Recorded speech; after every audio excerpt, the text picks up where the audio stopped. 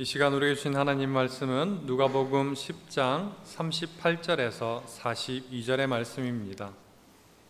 신약성경 111면에 있습니다.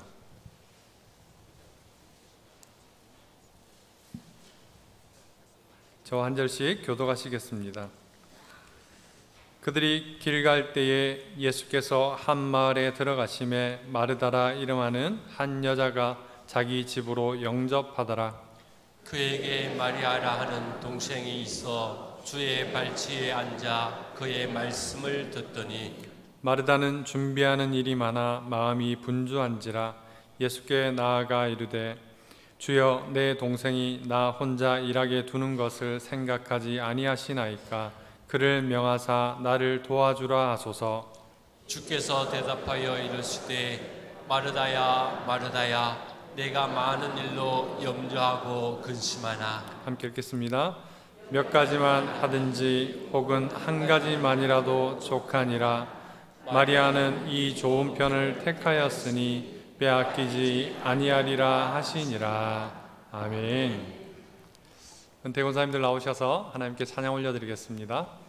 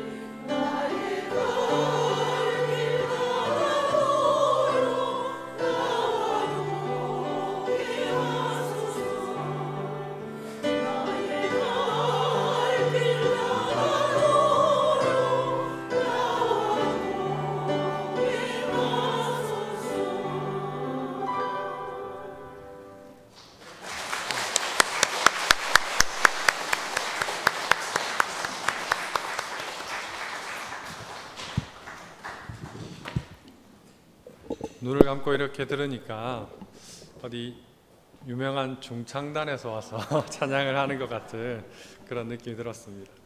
찬양 소리가 너무 아름다웠습니다. 하나님께서 기뻐 받으신 줄 믿습니다. 네, 퀴즈로 설교를 시작하려 합니다. 세상에서 가장 차가운 바다는 썰렁해입니다. 예, 그러면 이 세상에서 가장 따뜻한 바다의 이름은 무엇일까요? 네, 뒤에 해자가 들어가야 될 것 같은데요. 네, 사랑해입니다. 네. 평소 남편으로부터 사랑한다라는 말을 듣는 것이 소원이었던 한 아내가 있습니다. 남편이 집에 돌아오자마자 남편에게 이렇게 묻습니다. 여보, 내가 문제 하나 낼게요. 맞춰보세요. 뭔데? 말해봐봐. 이 세상에서 가장 차가운 바다는 썰렁해예요. 그러면 세상에서 가장 뜨거운 바다는 무엇일까요? 남편이 머뭇거리고 주저하자 아내는 몸을 꼬면서 말을 합니다. 여보, 나를 보면 생각나는 거 있잖아요. 그러자 남편이 고개를 끄덕이며 이렇게 말을 합니다. 그래요, 열바다. 네. 다들 웃으시는데 몇 분 못 웃으시는 분들이 있는 것 같습니다. 우리 옆에 분들과 한번 인사 나눌까요? 아내에게 잘합시다. 네, 이렇게만 하면 좀 억울하지 않습니까? 반대의 경우도 있으니까 남편에게 잘합시다. 네. 웃음을 드리려고 한 이야기지만 관계가 얼마나 중요한지를 한번 짚어보게 되는 이야기입니다. 오늘 우리가 만날 말씀은 예수님께서 예수님을 초대한 한 가정의 이야기를 담고 있습니다. 초대라는 단어 한번 생각해 보시렵니까? 우리의 마음이 좀 설레어지지 않습니까? 좋은 사람, 또 함께하고 싶은 사람을 초대해서 그분과 함께할 수 있다라고 상상해 보며 입가에 미소가 절로 생기게 됩니다. 만약 여러분의 집에 소중한 사람을 초대했다라고 한번 상상을 해 보십시오. 어떻게 하고 계실까요? 그리고 초대한 인원이 한두 명이 아니라 10여 명이다라고 생각을 해보시면 여러분은 어떻게 하고 계실까요? 오늘 본문에서 마르다와 마리아 자매는 예수님을 초대했습니다. 그리고 예수님과 그의 제자들도 함께 초대되었습니다. 이야기의 배경은 베다니라는 한 마을입니다. 두 자매의 집이 그 베다니에 있었기 때문이지요. 베다니는 예루살렘 성에서 이렇게 건너를 바라보면 한 4km 정도 떨어진 곳인데요. 예루살렘에서 보면 건너편 산자락에 있는 아주 작은 마을입니다. 복음서의 내용을 대략적으로 이렇게 살펴보면 그 상황을 조금 이해할 수 있는데 제가 그 내용을 함께 나누기를 원합니다. 예수님께서 예루살렘 성전에 오르셔가지고 하나님 나라를 그곳에서 선포하셨습니다. 그리고 저녁이 가까워 왔습니다. 그래서 예수님은 쉴 곳을 찾다가 가까운 베다니 마을로 가셨습니다. 고단한 하루를 마무리하고 쉴 곳을 찾아 베다니로 가신 것입니다. 그때 그 마을에는 마르다라는 여인이 예수님을 찾아와서 자신의 집에서 쉬어 가시라 그렇게 초청을 합니다. 누군가를 자신의 집에 초대할 때는 어떻습니까? 초대한 분을 생각하면서 즐겁고 기쁜 마음으로 그렇게 합니다.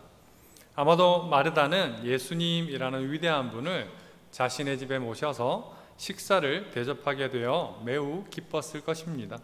그리고 예수님을 섬기게 되었다는 것이 아주 큰 영광이 되었을 것입니다. 마르다 가족은 당시 사회로 보면 중요하거나 뛰어난 사람들이 아니었습니다. 그녀들은 평범하지도 못한 상태였습니다. 그런 여인들의 초대에 예수님께서 응해 주셨다라고 생각해 보면 기쁘고 설레는 마음이 그들 가운데 가득했을 것입니다. 자, 이제 우리는 마르다의 그 마음을 한번 살펴보기를 원합니다. 오늘 이야기의 시작을 보면 그들이라는 단어로 시작되는데요. 아마 여러 명이었다라는 것을 우리는 상상해 볼 수 있습니다. 예수님과 그의 제자들이 함께 마르다의 집으로 초대되어 갔을 것으로 짐작해 볼 수 있습니다. 예수님과 제자들을 위해 준비해야 될 많은 일들이 생겼습니다. 마르다는 마음이 바빠지기 시작했습니다. 평생 한 번 있을까 말까한 일이 일어났기에 최선을 다해서 예수님과 제자들을 섬기고 싶었습니다. 마르다의 가족들은 집 현관에 도착한 예수님과 제자들의 발을 씻겼습니다. 그리고 그 물기를 닦았습니다. 또한 서둘러서 짐 정리를 아마 했을 것입니다.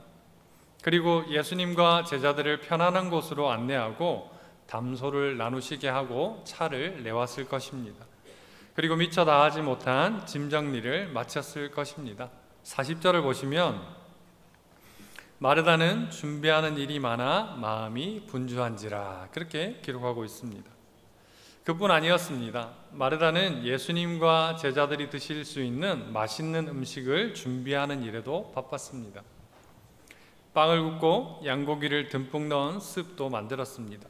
곁들일 샐러드도 예쁜 쟁반에 담아야 했습니다.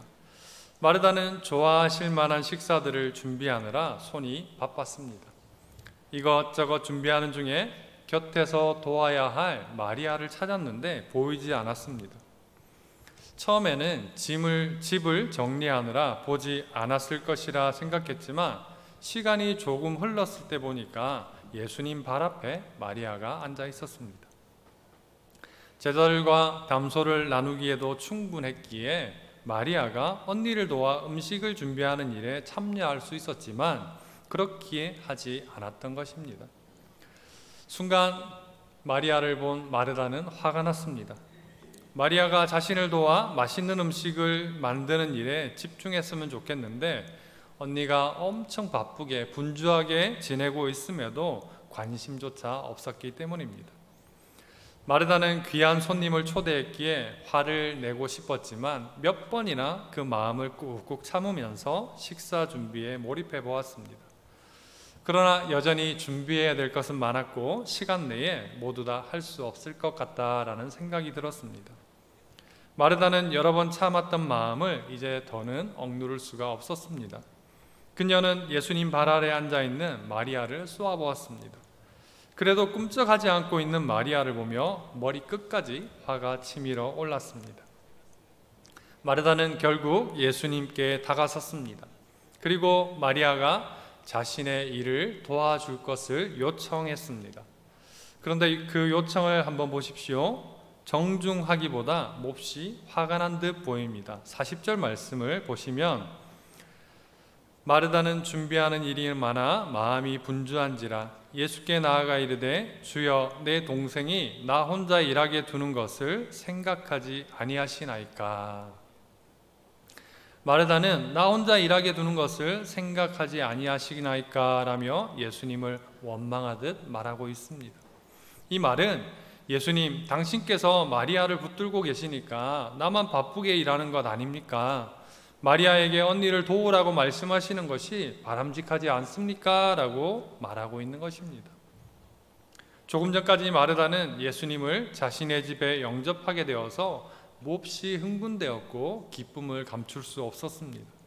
그런데 집에 초대되어 있는 지금은 마리아로 인해서 매우 불쾌한 상태에 이르렀고 결국 원인을 제공한 예수님에게까지 불평을 토로하고 있습니다.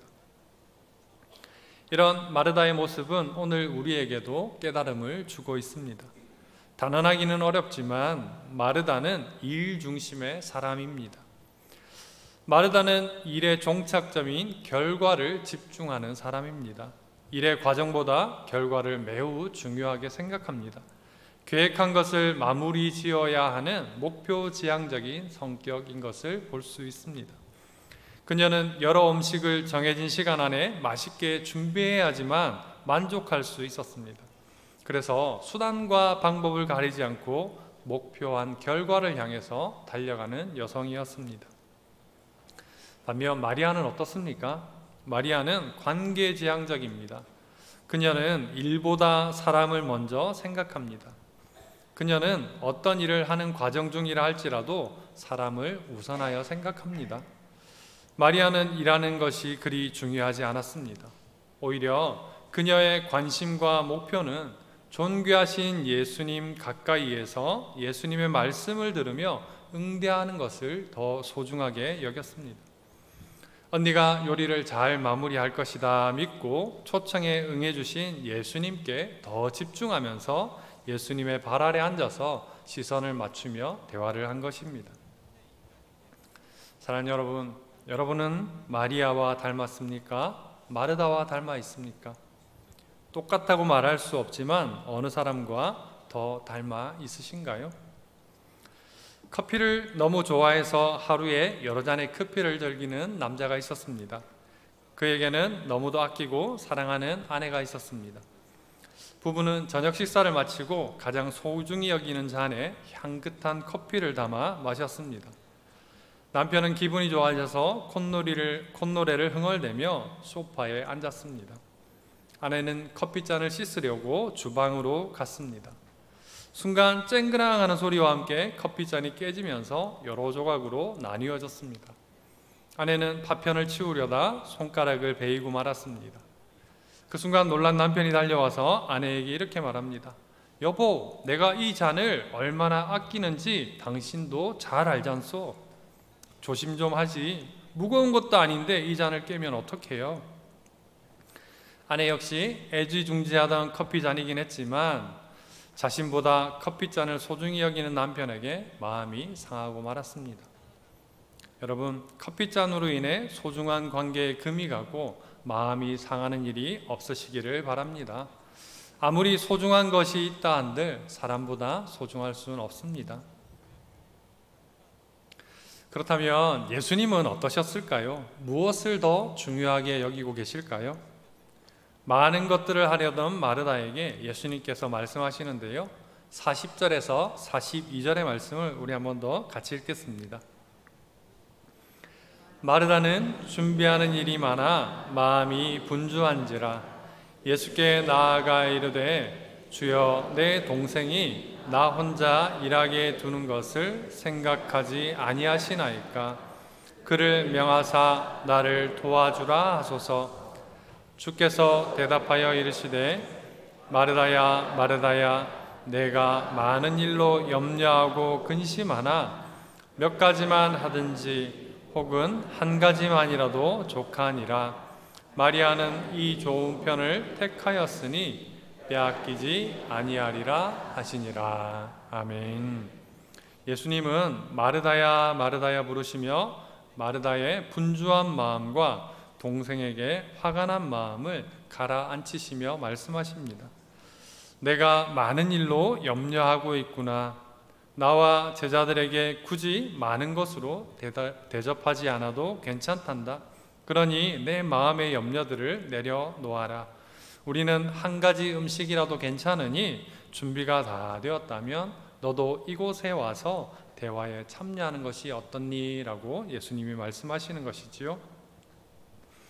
예수님은 먹는 것, 대접받는 것이 그리 중요하지 않았습니다. 예수님은 관계를 중요하게 여기셨습니다. 마르다가 화난 마음으로 준비하는 것을 오히려 안쓰러워하고 계십니다. 많은 것을 준비하면서 화를 내는 것보다 적은 것을 준비하더라도 즐거운 마음으로 하는 것을 원하셨습니다. 그뿐 아니라 마르다도 예수님과 함께 대화를 나누며 즐거운 시간을 가지기를 원하고 계신 것이지요.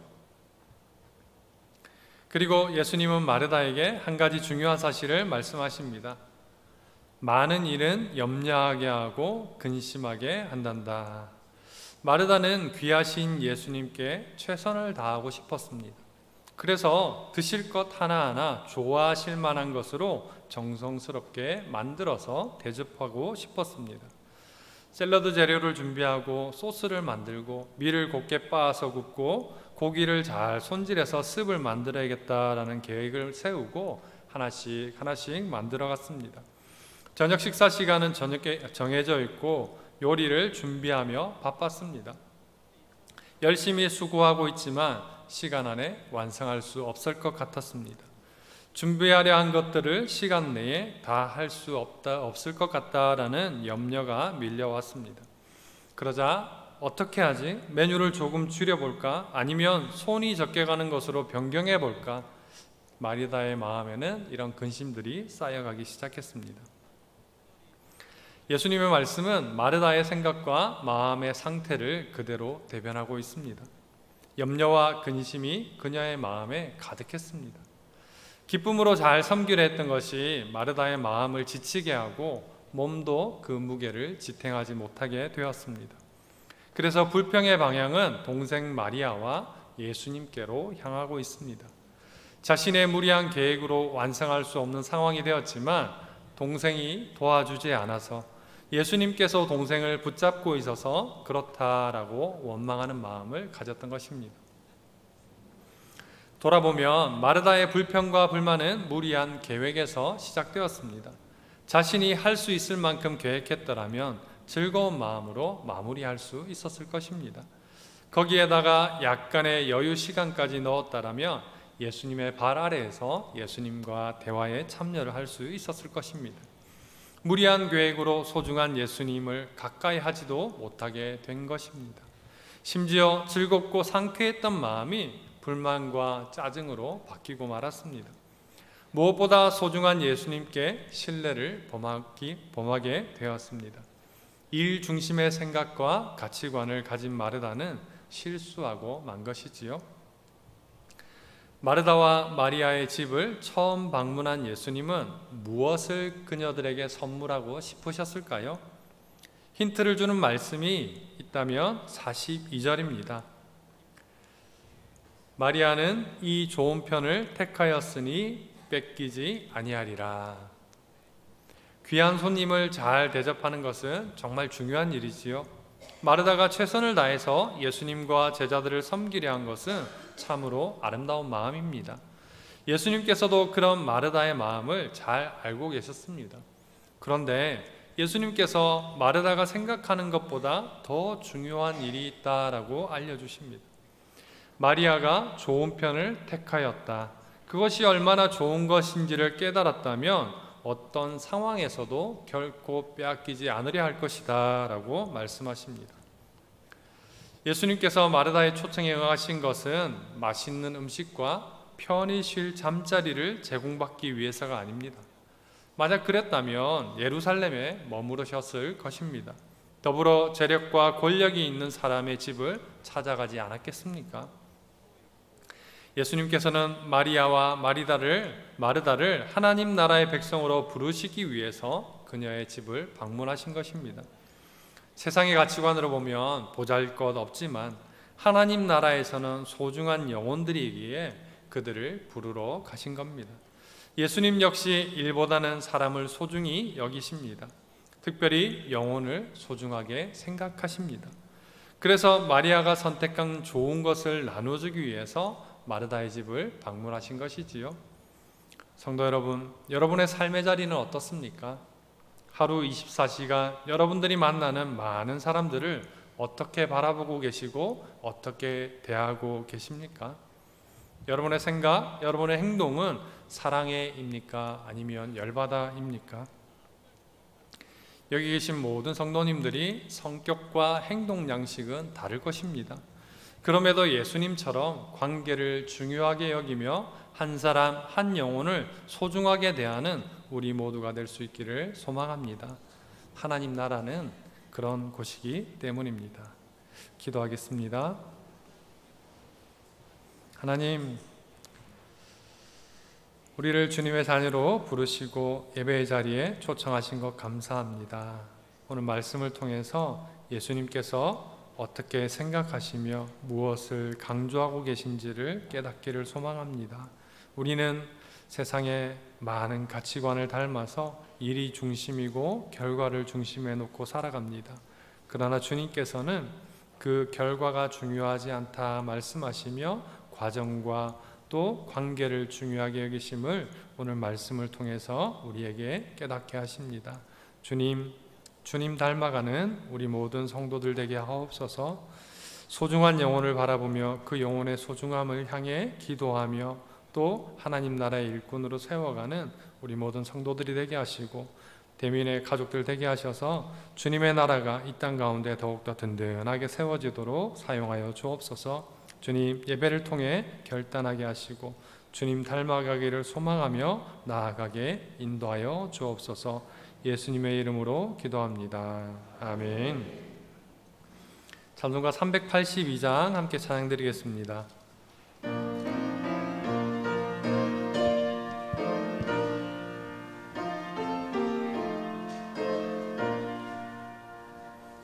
나 근심 걱정